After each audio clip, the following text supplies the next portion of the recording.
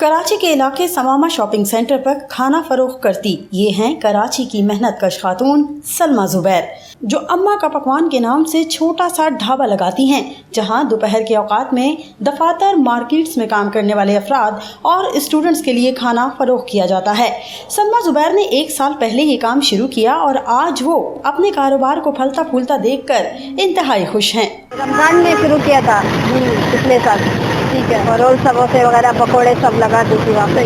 अब 1 साल हो गया, बेटे मेरे साथ काम करते हैं। सलमा खातून कहती हैं कि काम बहुत मेहनत तलब है। सुबह सवेरे उठकर सारा खाना बच्चों की मदद से तैयार करती हैं। तकरीबन 17 से 18 डिशेज होती है हमारे पास, और दाल चावल है और बिरयानी, पुलाव होता है, कभी बिरयानी होती है, अफगानी पुलाव होता है, चाइनीज वगैरह। बहुएं भी है ना मेरी दो, वो भी मेरे साथ लग जाती है। सुबह अलग अलग सालन बांट लेते हैं, और वो बनाती है ले इनके साथ साथ। खातून के 2 बेटे भी वालिदा का हाथ बटाने के लिए उनके साथ मौजूद होते हैं।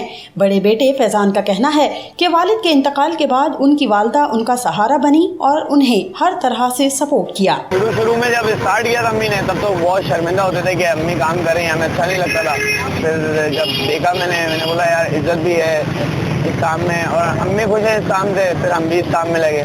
मेन ड्रीम ये है कि अपनी वालिदा को घर पे बिठा के अपना खुद का रेस्टोरेंट खोले इंशाल्लाह, और वालिदा को अपनी सुकून है, तो बस हम लोग को और कुछ नहीं चाहिए। सलमा जुबैर जैसी खवातीन जो अपनी औलाद को किसी मुकाम पर पहुंचाने के लिए अनथक मेहनत करती हैं, वो खवातीन के लिए मिसाल बन जाती हैं। आदिया नाज, न्यूज़ अलर्ट, कराची।